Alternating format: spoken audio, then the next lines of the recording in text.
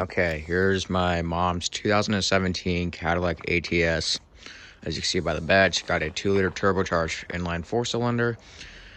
It's been sitting in the garage through some pretty cold weather for about, I'd say probably about 4 days now.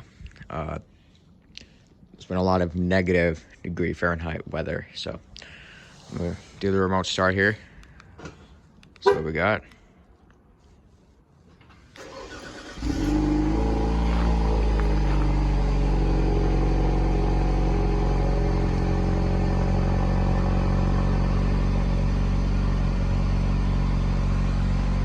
Lots of exhaust coming out. Alright. Hope you enjoyed.